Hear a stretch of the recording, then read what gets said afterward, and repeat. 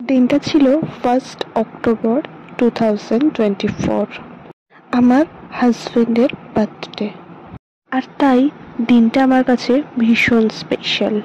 সকাল সকাল ঘুম থেকে উঠেই ওর মুডটা যাতে আরো একটু ভালো হয়ে যায় তার জন্য আমি দুটো রোজ আর একটা চকলেট দিয়ে ছোট্ট একটা সারপ্রাইজের অ্যারেঞ্জমেন্ট করে রেখেছিলাম।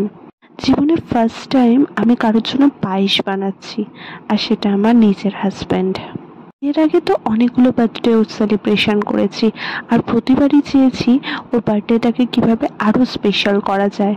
আর এটা বিয়ের পর এই ফার্স্ট টাইম আমি ওর বার্থডে সেলিব্রেশন করছি।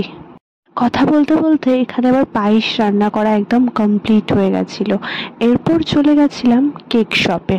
যারা আমার চ্যানেলের রেগুলার ভিউয়ার্স তারা সবাই জানো আশা করি আমি টেস্টি অ্যান্ড বাইট থেকেই কেক নিতে পছন্দ করি।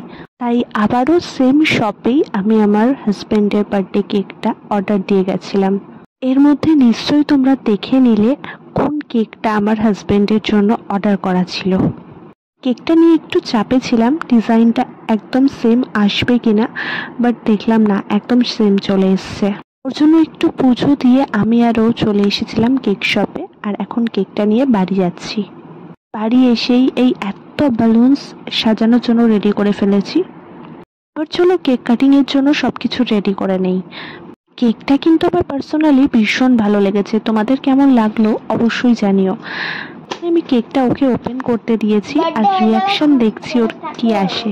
না কেন ওগুলো সাজানো থাকবে?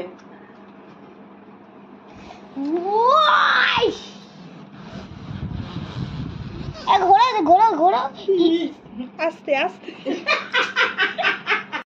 দেখতে পেলাম বার্থডে বয়ের থেকে বেশি এক্সাইটমেন্ট আমাদের পুচকুর ছিল।